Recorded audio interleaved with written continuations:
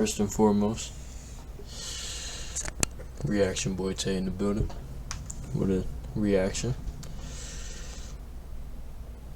It is 11 o'clock at night, and I am low-key tired. I'm not even gonna cap. Today's video, just some quick, just to upload. Screaming Mummy Mystery. I guess some mummies freaking screaming. I don't really know what's going on, so let's get straight into it. It's a little dim, quiet. As you descend into the museum, the air seems to thicken. There's a smell of old dust along with something else. Even though you've never smelled it before, the primal part of your brain recognizes it instantly. Death. The mummies line either side of the long hallway. Some are propped against the wall, some have been dressed in modern clothing. You could reach out and touch them if not for the glass.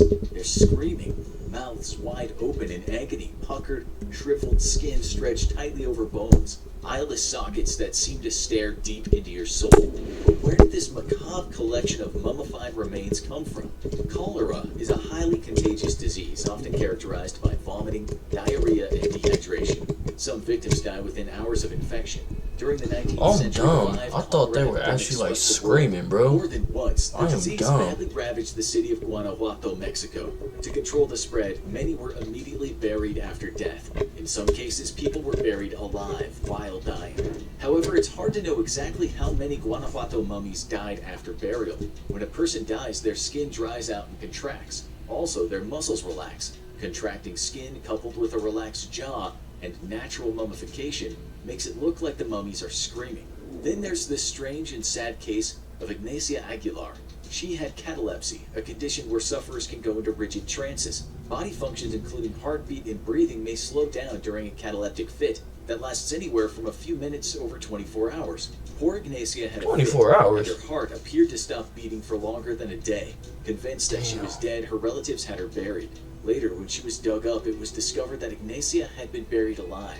Why were Ignacia and the other corpses disturbed from their final resting places? Due to the high number of cholera deaths, the local Santa Paula cemetery not only began to run low on space, but the cost to maintain it became burdensome. In 1865, to defray expenses, the Guanajuato government imposed a tax for permanent burial. Relatives were required to pay annually to keep their departed loved ones buried. If a family failed to pay, their family member's corpse was dug up to make room for someone else. 5 years after his death and burial, Dr. Remigio Leroy was the first corpse to be disinterred on June 9, 1865. Others soon followed. To their surprise, cemetery workers found that several of the corpses were mummified. The arid soil and hot climate of the Guanajuato region had naturally preserved the bodies. The city kept the mummies on an ossuary under the Santa Paula cemetery in case the relatives showed up with the money wanting a reburial. The cemetery workers began you can't just rebury somebody. To take a peek at the bodies. By the turn of the century, a significant amount of corpses had been dug up, and the whole operation had grown into a museum. Tourists were fascinated by the mummies, especially Ignacia. When her corpse was disinterred, she was found face down, with scratches on her forehead. She was biting her arm with dried blood in her mouth. Apparently, Ignacia had been buried alive. Struggling to get out, she had rolled onto her stomach and, placing her arms underneath, had tried to use her back to push her way out. When that didn't work, she bit her arm in despair before dying. Guanajuato stopped digging up corpses in 1956, but the Museum of the Mummies continues to be a popular tourist destination. Currently, it houses the largest collection of mummies in the world, with 117 bodies. It even has the world's youngest mummy, a fetus just 24 weeks old that was buried with its mother.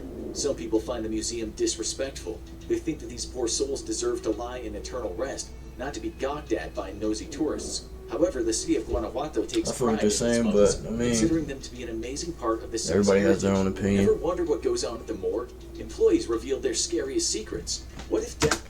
That's the end of the video. Just something quick, like I said. If you like it, like, comment, subscribe.